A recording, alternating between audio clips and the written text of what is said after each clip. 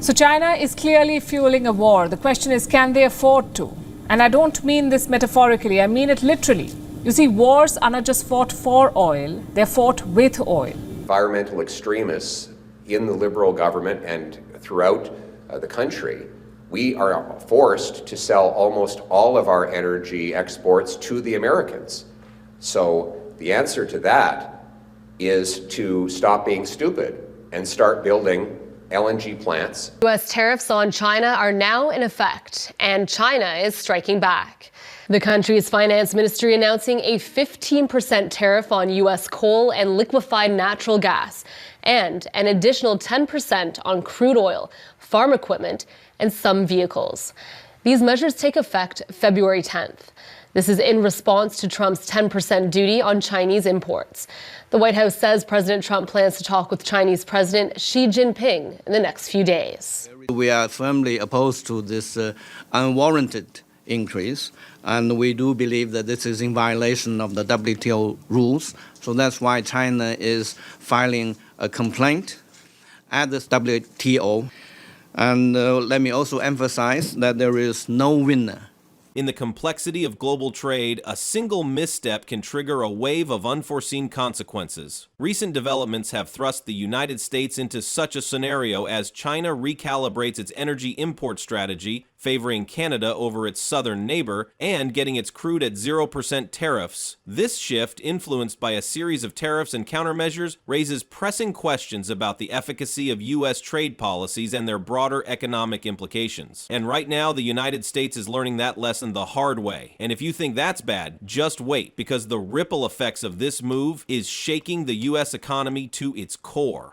The country's finance ministry announcing a 15% tariff on U.S. coal and liquefied natural gas, and an additional 10% on crude oil, farm equipment, and some vehicles. These measures take effect February 10th. This is in response to Trump's 10% duty on Chinese imports. Remind our American friends that they benefit from our affordable, reliable energy, and the alternative is Venezuela, Iran, and other foreign dictatorships. All through history, the U.S. has been one of China's top energy suppliers, exporting over 115.6 million barrels of crude oil per year to fuel the world's second largest economy. That trade was a massive advantage for American oil companies, keeping billions of dollars flowing into the U.S. market. But here's what they're not telling you. China's oil imports from the U.S. have now plummeted by nearly 30%, dropping to just 81.9 million barrels. We are firmly opposed to this unwarranted increase, and we do believe that this is in violation of the WTO rules. So that's why China is filing a complaint at the WTO. And let me also emphasize that there is no winner in a trade war. And we do hope that the U.S. should look at his own problems, really find a solution that is beneficial not only to himself and also to the whole world. And frankly speaking, I don't think that raising tariffs is beneficial. This reduction translates to billions in lost revenue for American oil producers and signals a significant shift in global energy alliances, and the reason why will shock you. Last couple of days. And you talk about potentially renegotiating a trade deal. It is possible that President-elect Trump is using the threat of tariffs as a bargaining chip. Now, according to the CBC, of course, the broadcast network in Canada, senior officials in Ottawa are considering putting retaliatory tariffs, if Trump does move forward with imposing them, on steel products produced in Michigan and Pennsylvania and orange juice from Florida as a way to send a message to Trump. Several factors contribute to this realignment. Foremost is the imposition of tariffs amidst the U.S.-China trade war. The U.S. administration's decision to levy tariffs on Chinese goods prompted retaliatory measures from Beijing, including increased tariffs on U.S. energy exports. This tit-for-tat escalation has rendered American oil less competitive in the Chinese market. In contrast, Canada has emerged as a more favorable trading partner for China. The two nations have negotiated terms that allow for oil imports at reduced or zero tariffs, making Canadian crude more economically attractive. This development not only bolsters Canada's oil industry, but also diminishes the U.S. share in one of the world's largest energy markets. For the Trump administration, there has been one big success already this week.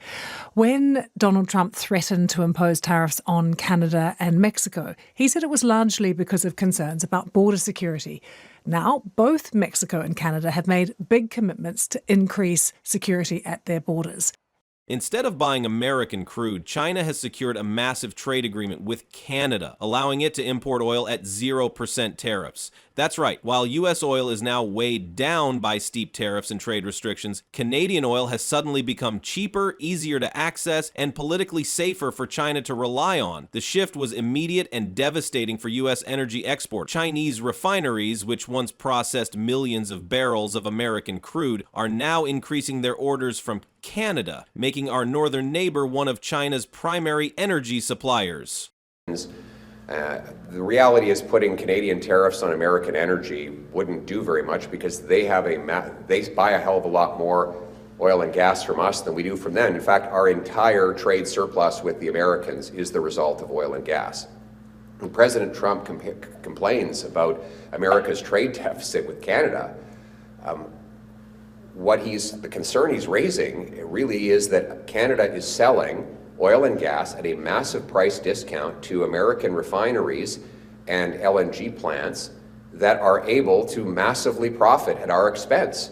It is a ripoff. We're ripping ourselves off with this approach. But hold on, it gets even better. This isn't just about a few lost shipments of oil. This is about the entire balance of power in global trade shifting away from Washington, and it all traces back to Trump's aggressive trade war with China. Trump thought slapping tariffs on Chinese goods would bring Beijing to its knees, forcing them to accept U.S. trade terms.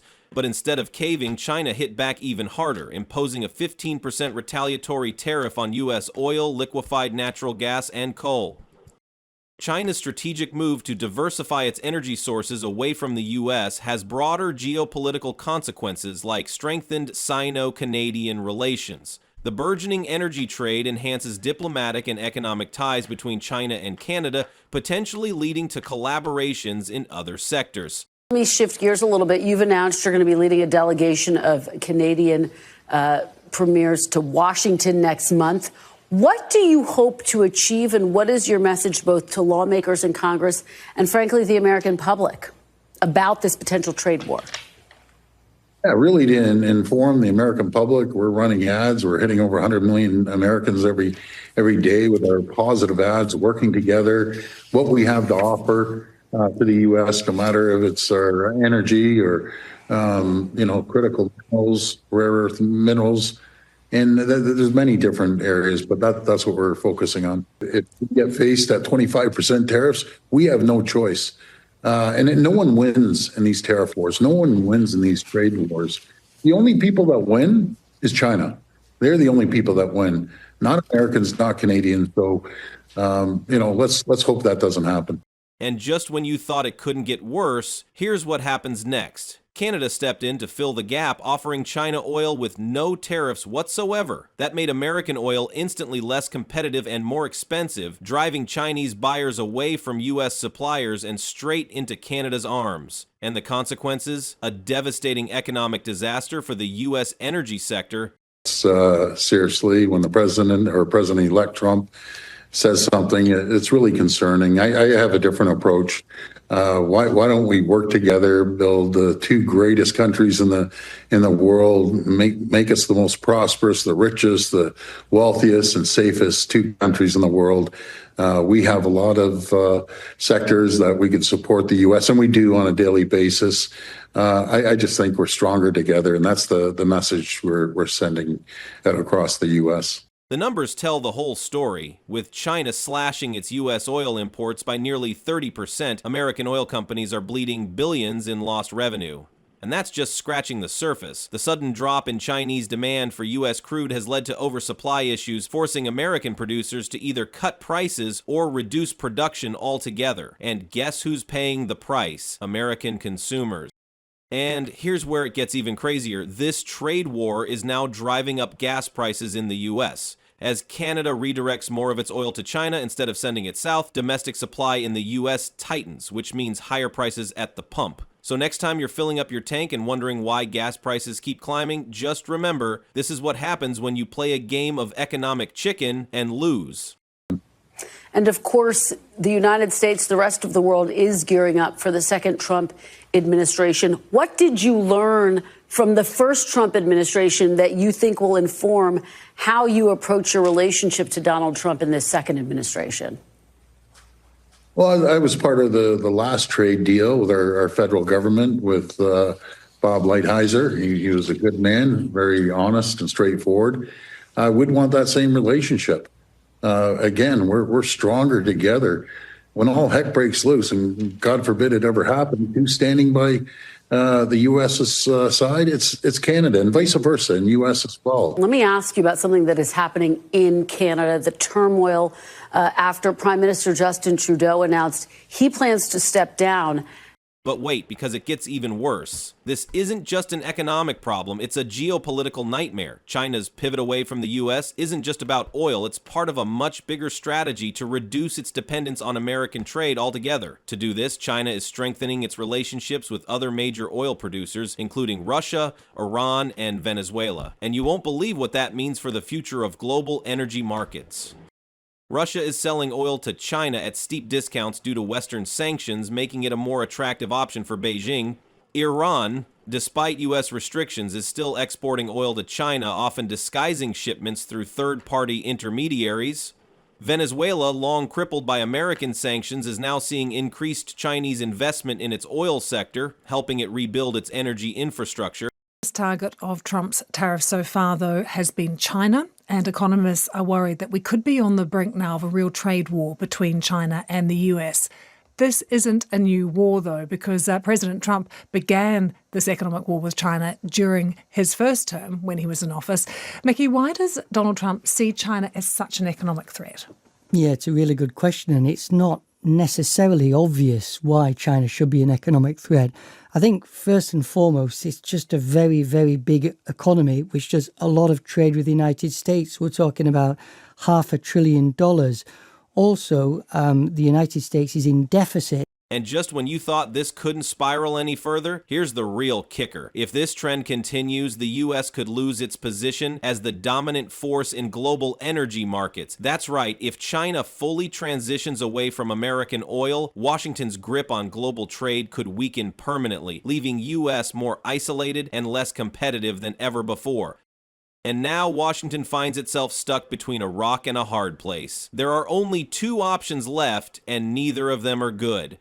Mickey, China has always said it doesn't want a trade war with the US. And then we also, back in 2017, I remember Donald Trump speaking at the World Economic Forum. He said, we don't want to start a trade war with China. But we did then see China responding with tariffs of its own in a kind of tit-for-tat way. What were they? China doesn't want a particular trade, doesn't want a trade war at all. The economy is based primarily on exports. So if there's some barrier to those exports going to other countries, then it doesn't want them. I had a look back at the list of reactions that China made when President Trump was in his first term in office, and there's a whole series of them. The U.S. could try to repair its trade relationships with both Canada and China by reversing tariffs and renegotiating trade agreements. But that would be a massive blow to Washington's ego, showing that America can be forced to backtrack when things don't go its way. The U.S. could double down on its trade war strategy, further restricting trade with China in an attempt to force Beijing back to the table. But let's be honest, that strategy has already failed once, and pushing it further could make the situation even worse. It really is that Canada is selling oil and gas at a massive price discount to American refineries and LNG plants that are able to massively profit at our expense. It is a ripoff. We're ripping ourselves off with this approach. Because of fanatical and stupid environmental extremists in the Liberal government and throughout the country, we are forced to sell almost all of our energy exports to the Americans. So the answer to that is to stop being stupid and start building LNG plants, pipelines. So what happens next? Will Washington swallow its pride and reverse course before it's too late? or will the U.S. continue making the same mistakes, driving its allies and trading partners further away? One thing is certain, this trade war isn't just about oil. It's about the future of America's place in the global economy. And if Washington doesn't figure out a way to fix this mess fast, it won't just be Canada and China leaving the U.S. behind. It could be the beginning of a much bigger economic collapse. The world is watching, the alliances are shifting, and the question now is simple. Is this the moment America loses its grip on global trade for good?